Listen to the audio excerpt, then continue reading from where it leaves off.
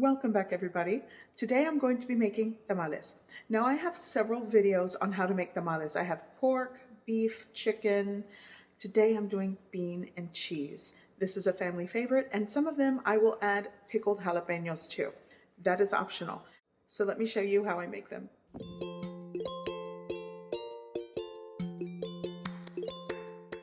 So I'm going to start on the filling first. Here I am scooping 5 cups of drained beans. You'll need somewhere between 5 to 6 cups of beans.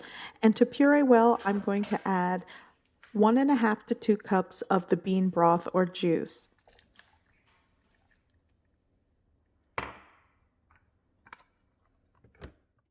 Now I'm going to puree well.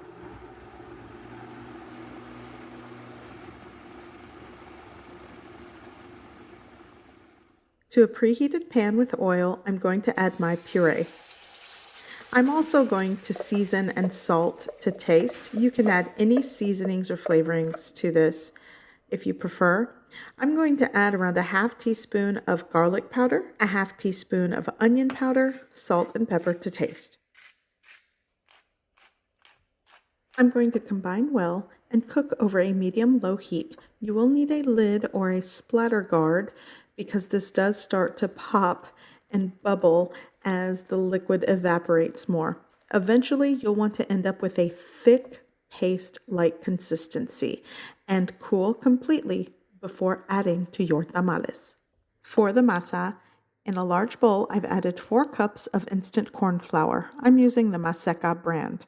I've also added 2.5 teaspoons of baking powder, 1.5 teaspoons of salt, and I'm going to give that a mix.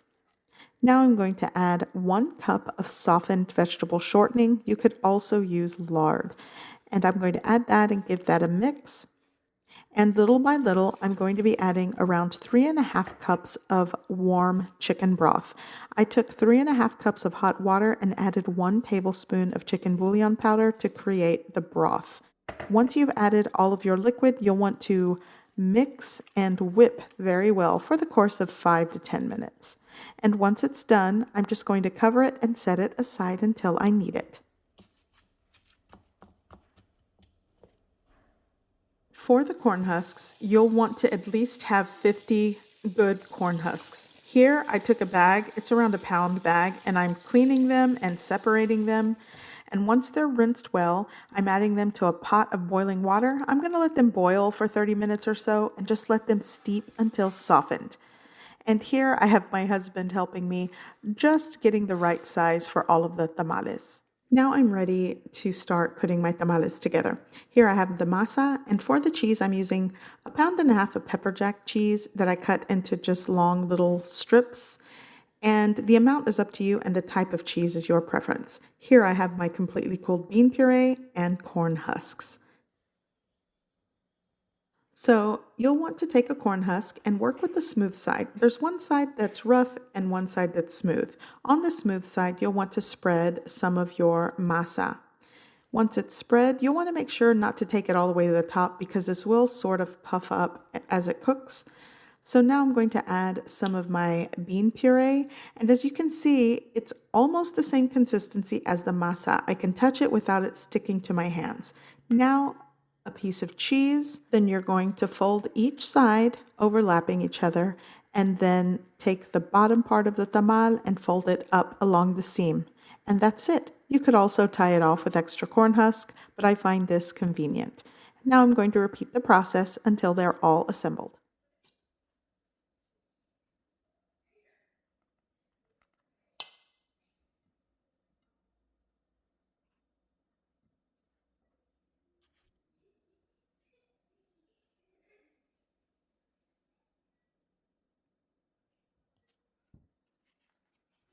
Okay, so I managed to get 41 tamales, and these are ready to start cooking. And I did have cheese left over and some of my corn husks, but that's okay. It's not going to go to waste.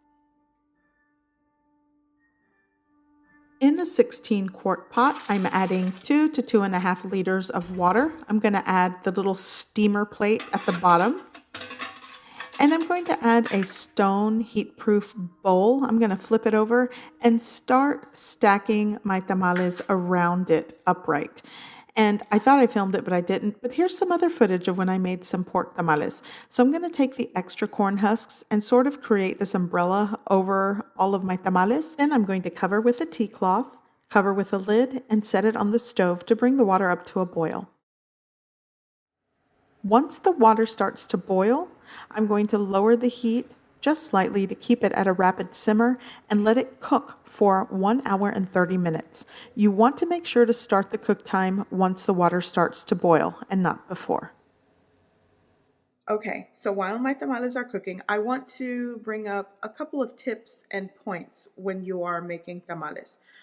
First, when you start to cook them, if you pack the pot tightly, adding more tamales, filling your pot to the brim, the cook time is definitely going to take longer, which that's not a problem. Just know that the cook time for what I'm using, it's going to vary. Also, if you have your pot of water boiling at a hard boil the entire time, yes, it's going to probably cook quicker, but you'll probably have to add more water. And by doing that, you'll need to pour the water on the side of the pot, not on top of your tamales. If you pour it on top of your tamales, it's going to make them soggy again. So don't do that. That'll make a mess. But those are a couple of tips as far as cook time.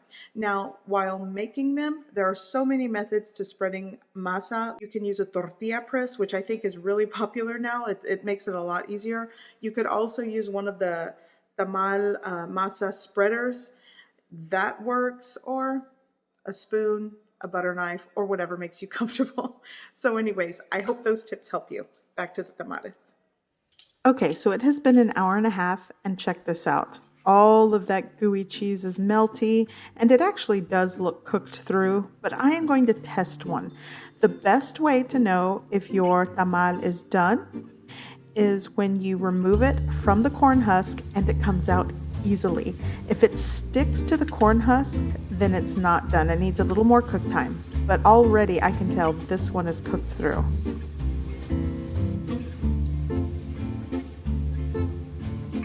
Now that they are all cooked through, I'm going to remove them from my pot and let them set for about 15 to 20 minutes and then serve. I will link my other tamales recipe videos below, but bean and cheese are my favorites. So I hope you give this recipe a try. I hope you like it, and thanks for watching.